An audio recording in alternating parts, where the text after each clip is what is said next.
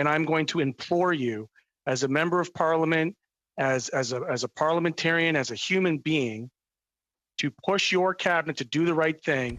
NDP MP Matthew Green grilled Liberal MP Anita Anand over the Liberal government's opposition to waiving IP rights. Now, I've discussed this issue in the past. I'll get to a little more detail on it after the clip.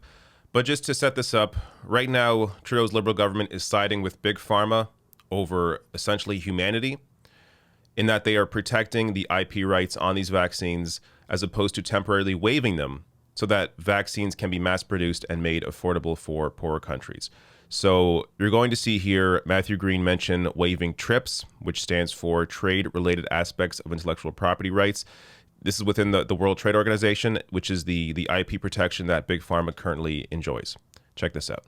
As the minister, or maybe just as a regular parliamentarian, does the honourable minister support the waiver of TRIPS to allow for a greater distribution of vaccines globally around the world, given the allegations that perhaps Canada is hoarding some critical vaccines? Would you support a TRIPS waiver? Because Canada hasn't been very clear on this yet. Well, let me begin by saying that we are a very strong proponent of the rules-based trade with the WTO at its core. We're committed to strong and resilient supply chains, and we've reached out to waiver proponents such as South Africa and India. As a member knows, TRIPS governs IP matters, but currently vaccine access is about production, distribution, and supply chains, not about IP rights. The decisions that would be made at the WTO would not be mine at all. They are made by another minister.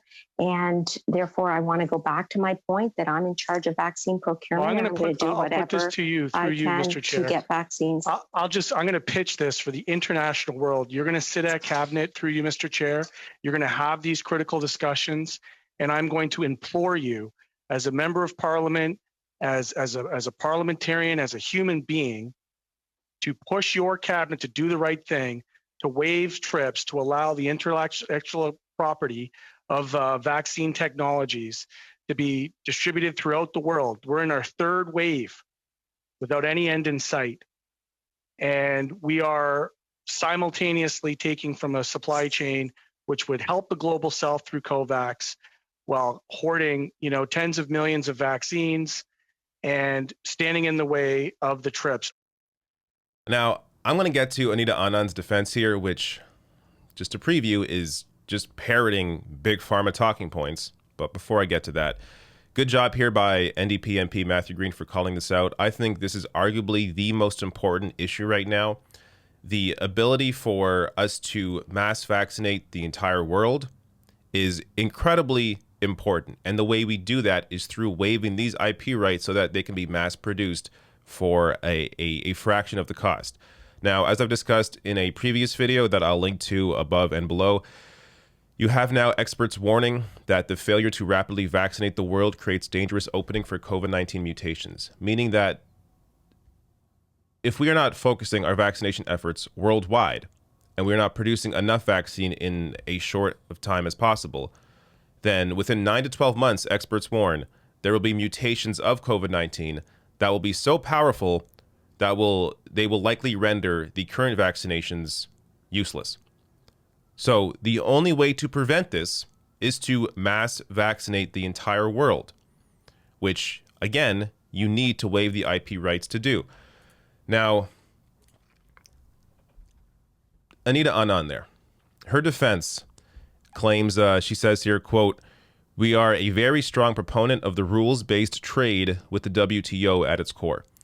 Now, this defense doesn't make any sense, considering that Canada is one of the main barriers to waiving TRIPS.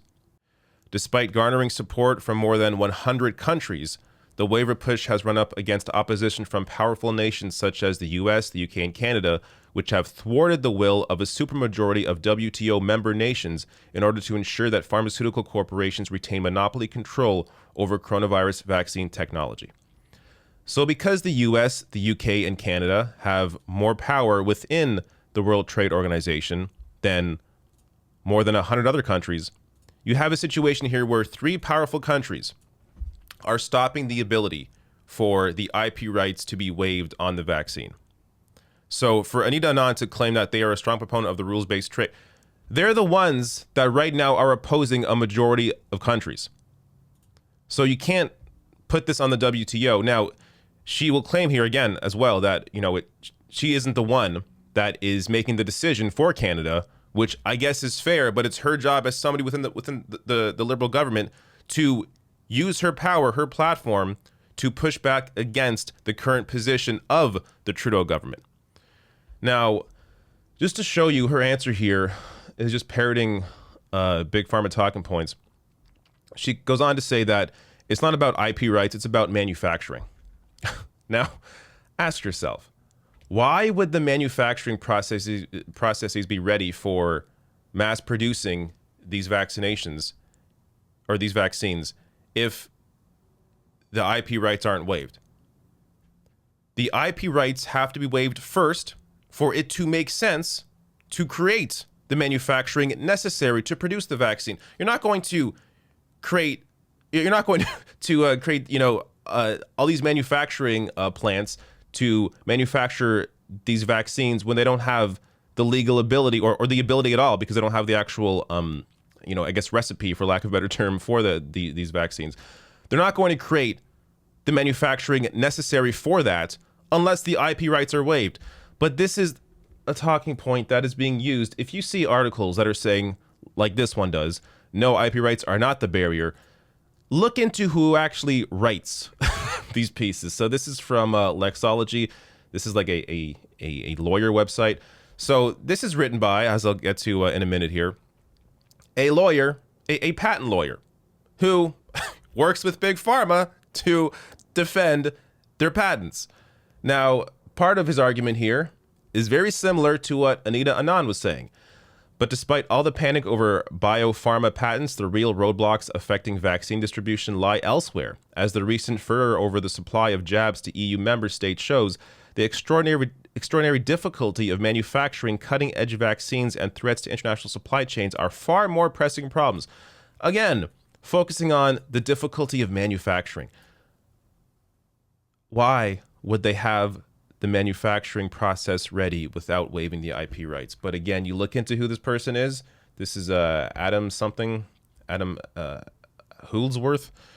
So this is a lawyer from the UK who, you could read through his pieces here, but like this one's a big giveaway. Moderna's COVID vaccine is promising news, but IP issues may mean the financial windfall it enjoys are limited. Because Moderna is one of the only vaccine producers that has basically said we don't care about the IP rights during the pandemic. So here this lawyer is arguing, well, it's a good thing they have the vaccine, but they're not going to make as much money as they could because they are not concerned about the IP rights on their vaccine. Showing you where the interests of someone like this are. Now, obviously, look, it's his job to do this. So you can't really, I guess, fault the guy. This is the system that we live in. But understand that when you see arguments arguing that IP rights are not an issue, look up who's actually making that argument and what their influences are. Because the people we have to be actually listening to are the experts, the scientists around the world who understand the need to mass produce this vaccine and see the barrier to that mass production as these IP rights.